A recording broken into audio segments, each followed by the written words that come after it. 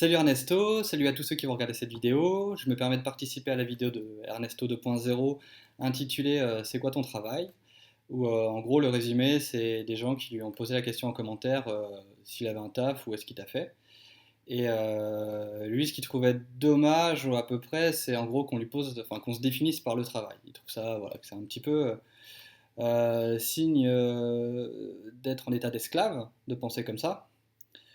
Moi, j'avais déjà, enfin, j'avais cette impression aussi que les gens, ils se posaient déjà comment tu arrives à produire autant de vidéos par semaine, parce que c'est assez impressionnant. Donc déjà, voilà, ça permet, on sait que le taf, c'est ce qui prend énormément de temps dans une journée. Et je sais pas, je trouve que c'est une question légitime pour se dire, mince, comment tu arrives à produire autant? Donc, est-ce que c'est possible de produire autant si on a une autre activité à côté? Je pense que c'est une vision, je pense pas voilà, que c'était méchant pour te poser cette question-là, ou même pour apprendre à te connaître.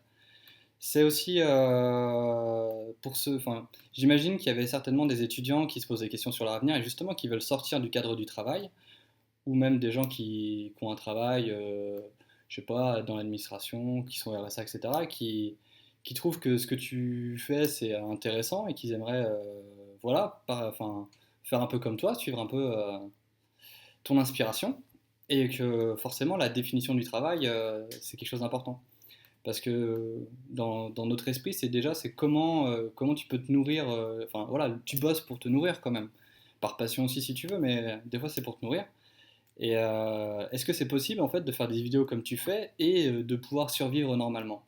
Est-ce que voilà, est-ce que tu as un héritier? Est-ce que tu es au RSA? Comment, enfin, qui tu es par rapport à moi pour voir si je peux me lancer à faire des choses comme toi?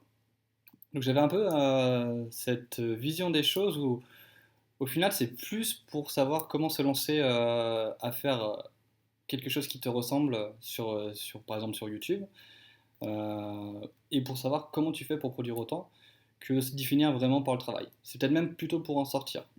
Voilà, et sinon j'avais une petite question, je me demandais, c'est quoi ta pointure? Voilà, donc salut à tous.